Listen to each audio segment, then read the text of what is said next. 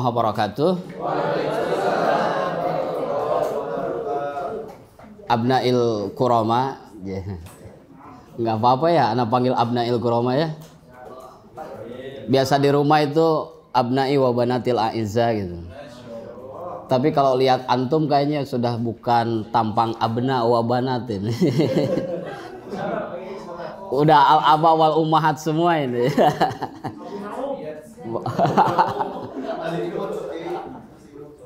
Baik, beruntung sekali hari ini ana tidak ada halangan, antum juga sama, sehingga kita bisa bersua muka kembali untuk melanjutkan dari pertemuan rutin kita melalui pendidikan Kadar Ulama angkatan ke-15 tahun 2021. 15 tahun berjalan tak terasa, tetapi memang itulah yang disebut dengan pembentukan kadar ya, menciptakan kadar. Subhanul yaum rijalul ghad. Kami sadar bahwa usia kami tidak muda lagi seperti antum, tetapi estafet perjuangan dakwah dan nasrul ilmi ini harus terus berlanjut hingga akhir zaman. Antumlah yang kami harapkan menjadi pelanjut generasi pemimpin di masa yang akan datang. Mudah-mudahan semua kesampaian. Tidak ada yang bantut. Kalau di Sunda itu ada istilah bantut ya. Bantut itu maaf, kahandap teu akaran, kaluhur teu pucukan katanya. Artinya ngagantung teu jadi naon. Tapi semua mudah-mudahan jadi deh.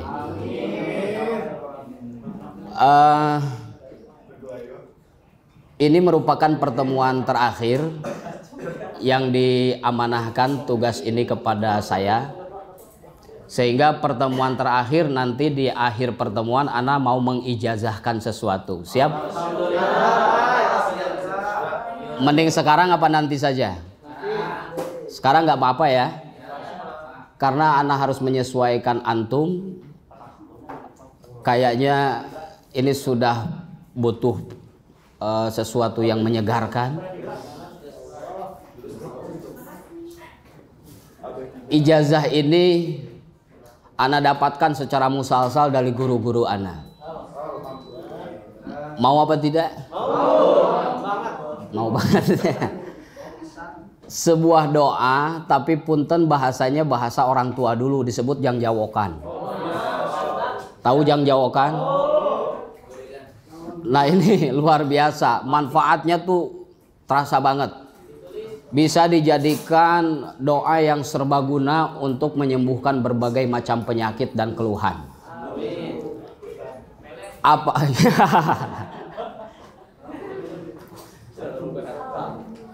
Mangga silahkan. Bismillahirrahmanirrahim.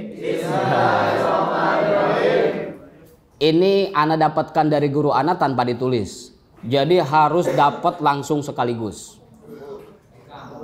Nggak boleh direkam juga nggak bisa. Ya. Ya, silakan disimak bahasa jangjawokan seperti ini yang ingin ana perkenalkan sama antum, tapi berkhasiat manjur luar biasa. Simple saja. Bismillahirrahmanirrahim. Sang herang sang kumalinggang cilaut ditambah karang, lamun pundung ka indungna, lamun pegat ku kahayangna, rupa sia siga bagong kaburusan, lep kucem wese ya udah. Ya. Baik, ajaz tukum. Oke. Insya Allah itu lumayan untuk ngobatin penyakit masuk angin, mas, sembuh seketika. Baik, ikhwan billah rahimakumullah. Pada pertemuan ketiga ini, materi yang ingin ana sodorkan adalah mengulang kembali atau mengingat kembali pelajaran yang dulu sempat antum dapatkan mungkin di dunia pesantren, yakni salah satu jenis ilmu balaghah. Ana tanya sama panitia, konon katanya bahkan balaghah ada guru tersendiri ya, Kiai Athaillah. Emang yang termasuk jenis balaghah yang antum tahu apa saja itu? Ma'ani. itu mah sub pembahasannya di dalam ilmu ma'ani. Maksudnya cabang ilmu yang termasuk kategori balaghah atau adabiyah ini kan kita qawaid arabiyah kan nyambungnya ke sana. Pertemuan pertama sudah kita bahas dasar-dasar nahwu. Bahkan pertemuan kedua sorob juga sudah ingat kembali kan. Nah, pertemuan ketiga yang masih termasuk kategori atau kelompok ilmu adabiyah berkaitan dengan kawaid arabiyah yang harus dikuasai oleh para kadar ulama yang dipersiapkan untuk menjadi ulama masa depan. Mau tidak mau ini harus menguasai cabang ilmu yang disebut dengan ilmu bayan. Ada 3 ya yang maklum yang termasuk ilmu balaghah. Fadhol silakan. Yang pertama ma'ani, itu sudah mungkin ya membahas tentang musnad, mustad ilaih dan isnad bajaj akli, isnad hakiki dan seterusnya. Kemudian nanti setelah ma'ani ada lagi jenis ilmu bayan. Yang ketiga badiah, ilmu apa? Itu balaghah itu. Nah, karena ma'ani sudah dibahas, maka mungkin yang perlu untuk kita ingat kembali adalah pelajaran bayan. Sebelumnya masih ingat? Udah berkenalan? Atau lupa lagi apa itu yang disebut dengan bayan? Lihat di halaman muqaddimah dalam buku ana yang bagikan tadi. Ini antum belum kebagi, silakan. Tikoro lempeng masih ayam milik tuh.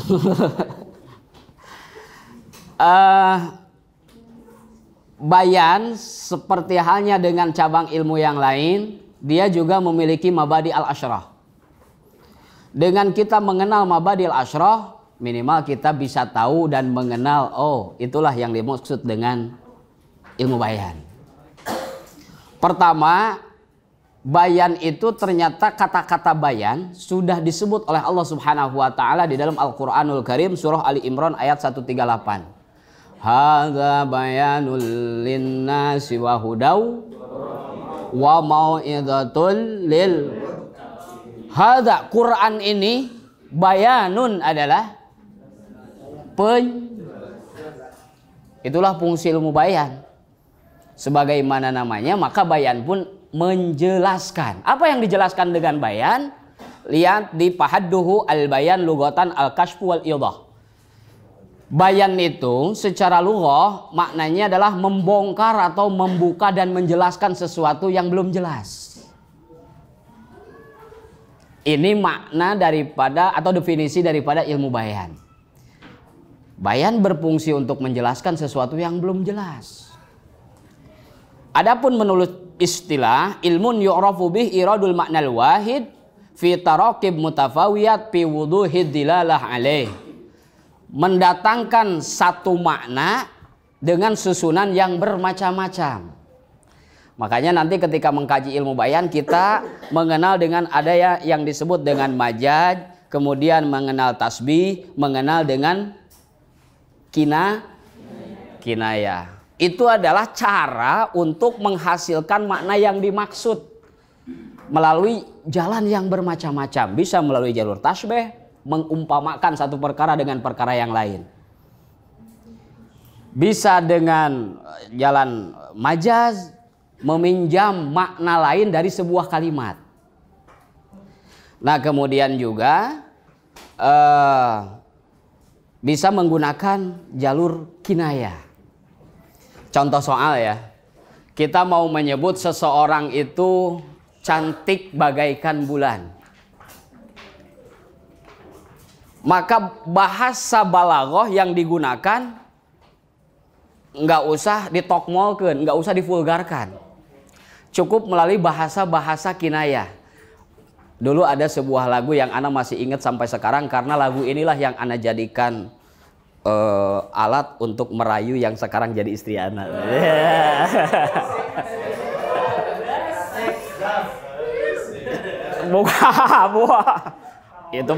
Itu mah lagu Duda itu. Duda merayu janda ya. Kalau ada bukan, lagunya itu siapa ya? Silviana Herman dulu kalau nggak salah. Engkau laksana bulan tinggi di atas kayangan. Antum belum lahir apa?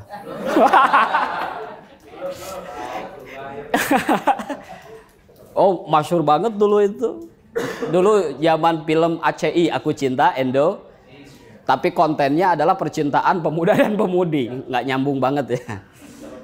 Ingin mengungkapkan kekaguman seseorang karena kecantikannya, bahasa yang kita gunakan itu engkau bagaikan rembulan. Ini bahasa balago. Atau dalam bahasa para pujangga-pujangga Islam itu mengungkapkan kecintaan kepada sang Rasul dengan menyebut anta syamsun anta badrun anta nurun fawqa nuri. Ayo berekatna siap ke. Anta engkau ya Rasulullah samsun. Makna samsun apa? Apakah Rasulullah matahari? Nah, bahasa ini perlu untuk kita gali. Kenapa ulama menyebut Rasulullah dengan matahari? Gitu kan? Anta badrun, engkau bagaikan bulan purnama. Ini yang dalam ilmu bayan disebut dengan tasbih. Sama halnya dengan yang akan kita sampaikan pada materi pertemuan kali ini. Tapi anak enggak ke tasbih, enggak ke yang lain ya. Kita fokus sekarang mengenal dengan majaz saja.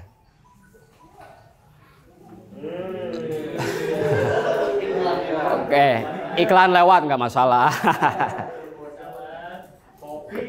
Kono. Oke, jadi sudah paham ya. Makna bayan itu adalah untuk menjelaskan sesuatu yang belum jelas. Al-idah wal kashfu, membongkar, membuka. Silakan. Kemudian apa manfaat kita memahami ilmu bayan? Nah, ini penting. Nanti selain daripada definisi ada juga samroh dan faidah. Buah dan faidah memahami ilmu bayan. Coba lihat di bawah itu ada wasamratu al-wukuf ala asrori kalamil Arab. Kita akan terperangah melihat rahasia-rahasia yang terkandung di dalam bahasa Arab, baik Quran maupun hadis. Wa ma'rifat ma fihi min tafawud fununil fasohah, dan akan tahu betapa nilai fasohah dari sebuah bahasa Arab. Al-Quran fasohah enggak? Hadis fasehat enggak? Fasohah banget. Tapi tidak akan mengetahui nilai fasohah sebuah bahasa Arab kalau tidak mengerti ilmu bayan. Kemudian kalau boleh ana tambahkan, kalau ini definisi dan mabadi al-asyroh yang Anda dapatkan dari kitab Nasta'in yang disusun oleh ulama Nusantara. Antum pernah dengar Mama Gentur Cianjur? Oh, itu namanya luar biasa kan? Karena keilmuan dan ibadahnya hebat banget. Jadi rujukan ulama Jawa Barat kayaknya beliau itu. Beliau punya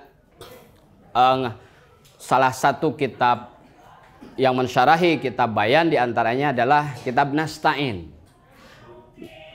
Tipis banget. Nasta'in ini ternyata syarah daripada risalah Nazam Bayan Dahlaniyah yang disusun oleh Syekh Zaini Dahlan, Mufti Mekah. Pernah dengar nama-nama itu? Ya. Oh, sudah disampaikan tadi.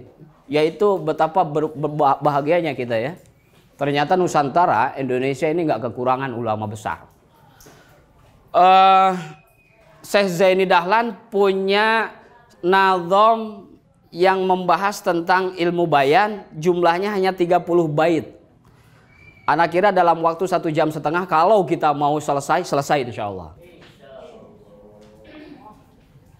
Beliau memperkenalkan tentang majaz, terus jenis-jenis majaz, persyaratan majaz, kemudian majaz mursal, kemudian majaz isti'arah.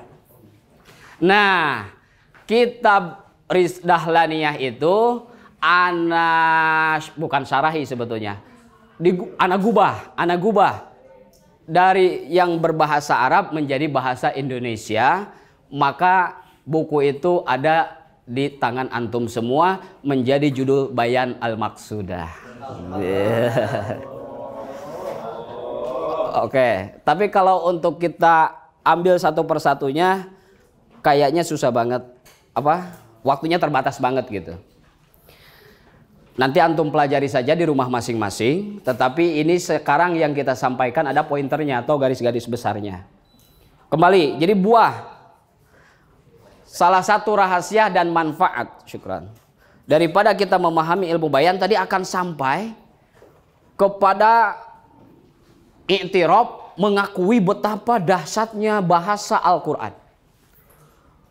Betapa indah dan tingginya nilai sastra yang terdapat dalam kalamul Arab, Al-Quran maupun hadis.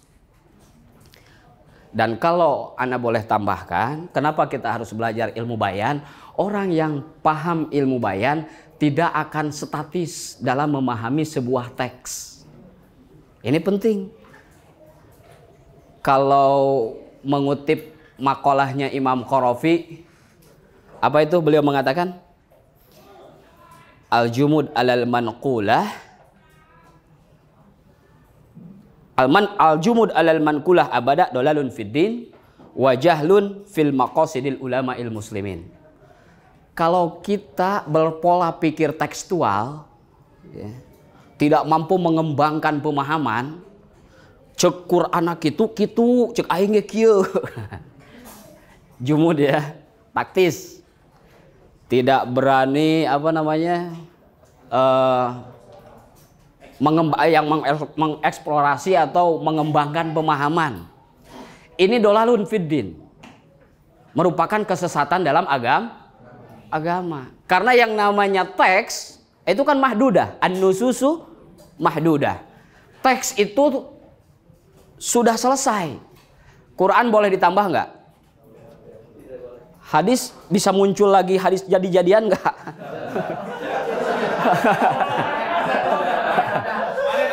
Ada, ya.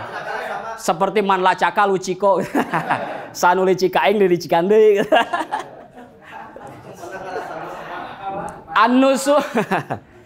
An-nususu mahdudah. Teks itu sudah terbatas, artinya tidak boleh tapi wal waqa'i, peristiwa dan kejadian umat ini kan berkembang dan itu menuntut jawaban. Siapa yang akan mampu menjawab permasalahan umat kalau bukan ulama? Ulama tidak mungkin mengeluarkan pendapat kalau tanpa rujukan. Tidak terdapat di Quran, tidak terdapat di hadis, ijma dan kias yang lain seterusnya, maka nanti itulah yang disebut dengan apa? Ijtihad. Dengan beragam ijtihad. Ijtihad adalah buah daripada pengamalan ilmu bayan karena tidak tekstual. Contoh punten ya. Kalau orang menemukan kalimat seperti ini. Ini apa lafaznya? Yad maknanya apa sih? Oke, tangan. Kalau orang tekstual kan makna yadun itu tangan. Yadaini dua tangan. Ini disandingkan kepada Allah. Kira-kira pas atau enggak kalau kita maknai yadullah ini dengan tangan Allah? Tuh.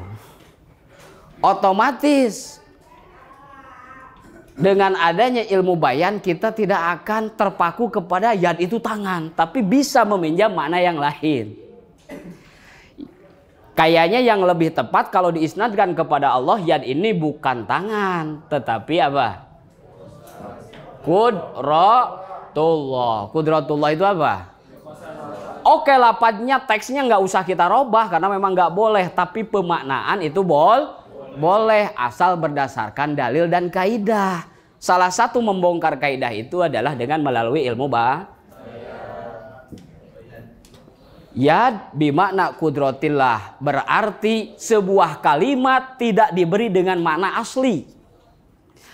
Manakala ada sebuah kalimat bahasa Arab kita berikan tidak dengan makna aslinya tetapi menggunakan makna yang lain, inilah yang disebut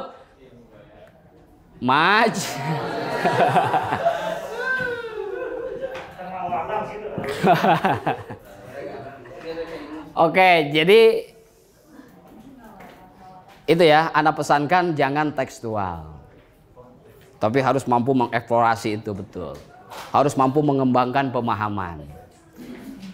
Ini juga yang menyebabkan kenapa orang mau kekeh tidak menggunakan takwil dalam Quran. Karena dia tidak mau memahami ilmu, atau memang dia nggak mau gitu ya memahami ilmu bayan. Nggak susah juga sebetulnya. Selama mau, insya Allah. Pernah dengar istilah Ar-Rahman alal arsyistawa? Wah, itu perdebatannya kayaknya sampai kiamat masih berlanjut terus ya. Ar-Rahman alal arsyistawa. Ini yang jadi permasalahan lafaz istawa kan. Kalau tekstual atau taktis, nasiyah, istawa ya istawa, bersemayam. Tetapi sebagian menolak paham bersemayam karena bersemayam itu berlaku untuk sementara Allah itu Khalik. Masa Allah bersemayam? Orang yang memahami bayan dan dia tidak menolak adanya takwil, wa kullu nafsin auhamat tashbiha awilhu. Dalam Johar Tauhid ada bahasa seperti itu ya. Kalau menemukan nas, teks yang memberikan pemahaman tasbih, mentasbihkan Allah kepada makhluknya, maka sebaiknya kita takwil. Ini salah satu pemahaman Ahlussunnah wal Jamaah. Istawa, oke lah, jangan bermakna istiwa karena layaliku bidzatih, tidak layak dengan zatnya Allah. Otomatis istawa kita berikan makna yang lain. Apa dong? Boleh istawa taula, menguasai. Kalau ini tidak boleh dirubah, maknanya saja yang rubah. Toh menurut bayan juga diperkenankan. Sebuah kalimat diberikan dengan makna yang lain. Itu namanya ini istawa makna asli. Asal ini namanya makna far'i. Ketika di sana ada lafaz asli yang diberikan makna far'i, majaz. Salah satu komponen majaz harus memenuhi 4 unsur minimal. Majaz itu satu, harus ada lafaz atau kalimat asal. Yang kedua harus ada makna far'i, makna yang dipinjam. Kemudian yang ketiga harus ada alaqah, munasabah, hubungan antara makna asal dengan makna far'i. Kemudian yang keempat harus ada qarinah.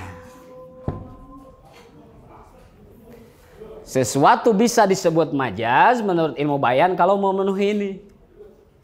Majazuhum kalimatun ustu'milat fi ghairi asliyin lahu qad wudi'at. Li'ul qatin ma'a qarinatin atat liman in anturada asliyun sabat. Paham sampai sini? Oke? Oke? Jelas? Udah kita acak aja ke halaman terakhir. Ku tahu yang ku mau. Di halaman 10. Coba lihat. Lihat majaz. Di halaman 10 ana buat gambar majaz. Majaz. Kemarin sudah dibahas sama Ki Ato belum? Oh, belum ya. Baru ilmu ma'ani beliau ya. Nah, karena memang bayan lanjutan dari ilmu ma'ani. Kalau dalam Musnad ilaih berarti ma'aninya pun baru pembukaan itu. Ya. Yang penting apa le? Udah. Oke, mengenal majaz deh. Pertama, apa yang dimaksud dengan majaz? Lihat di sana kalimatun adalah sebuah kalimat isman, baik berupa isim, au fi'lan atau fi'il, au harfan atau kalimat. Jadi yang bisa dijadikan majaz itu umum, boleh isim, boleh fi'il, boleh musta'mal fi ghairi ma wudi'at lah, tapi dia digunakan tidak dengan makna aslinya. Li alaqatin, tapi harus memenuhi alaqah. Alaqah itu munasabah baina makna asli wa makna far'i. Harus ada kesinambungan, keselarasan antara makna asli dan makna far'i yang dipinjamnya. Ma qarenah mani'ah an iradati, kemudian juga harus ada qarenah. Jadi majaz menurut ilmu bayan minimal rukunnya ada 4. Kalau tidak memenuhi rukun yang 4 tidak sah disebut majaz. Berikutnya, majaz terbagi berapa? Wah, udah pinter udah. Oh, ada satu majaz apa? Yang kedua? Oke, majaz ada 2 katanya. Satu isti'arah, 2 mursal. Apa perbedaan antara isti'arah dengan mursal? Isti'arah dengan mursal itu bedanya kullu majaz alaqah al-musyabahah. Setiap majaz yang memiliki alaqah musyabahah antara lafaz asli dengan makna far'inya ini memiliki kemiripan atau contoh, ana buat contoh aja deh. Ra'aitu asadan fil hamam. Coba antum maknai secara mufradat. Ra'aitu asadan fil hamam. Ini kira-kira mungkin apa enggak singa lagi nongkrong di kamar mandi? Jangan tekstual. Kayaknya kalau kita beri makna asli asad dengan macan atau singa kayaknya enggak pas banget deh. Masa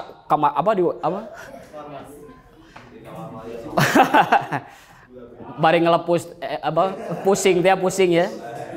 Ngelepus bari ngisi. Asad lebih tepat karena ada fil hamam, kayaknya dia harus kita beri makna yang lain. Udahlah kita beri makna rojulan syuja'. Jadi maknanya saya melihat laki-laki yang gagah yang seperti singa fil hamam sedang di kamar. Ini lebih makgul, lebih rasional. Kalau kita beri makna asad ini dengan rojulun syuja', maka lafaz asad kita beri makna dengan rojul syuja', ini lafaz asli namanya. Ini namanya lafaz far'i atau makna Udah terpenuhi tuh rukun majaz 2 tuh di sini. Kemudian rukun majaz yang ketiga harus ada alaqah itu apa? Persamaan antara lafaz asal dengan lafaz far'i. Coba antum bandingkan asad dengan rojul memiliki persamaan apa enggak? Ada persamaan enggak? Berarti musyabahah. Orang sama macan takut enggak? Takut. Sama laki-laki yang gagah, preman lah katakanlah, jawara, takut nggak orang? Takut, karena premannya belum pensiun kan? Ana hobi banget tuh sama Kang Mus,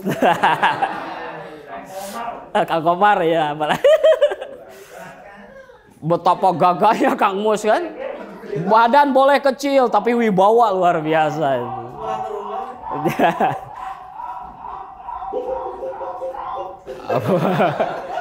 Apa? Nah, hubungan antara lafaz asal dengan ini ternyata namanya alaqah. Alaqahnya musyabahah, berarti karena memiliki kemiripan, sama-sama ditakuti. Majaz yang seperti ini nanti baru muncul, namanya majaz isti'arah. Rukun majaz yang keempat harus ada apa lagi nih? Qarinah. Apa itu qarinah? Qarinah ada di bawahnya. Qarinah itu ada kullu amrin asyara aidalla 'alal matlub. Setiap perkara yang menunjukkan pada perkara yang dimaksud. Yang dimaksud asad di sini bukan makna macan. Tetapi yang dimaksud, yang diharapkan adalah rojul syuja'. Kira-kira lafaz yang mempengaruhi asad dilarang diberikan makna macan apa ini di sini? Lafaz fil hamam. Ini namanya gara-gara ada fil hamam asad nggak layak diberi makna macan. Walaupun dalam kamus apapun pasti asad itu. Oke, jelas ya? Satu pemahamannya. Jadi yang dimaksud dengan majaz adalah apa? Menggunakan makna pada sebuah kalimat tidak dengan makna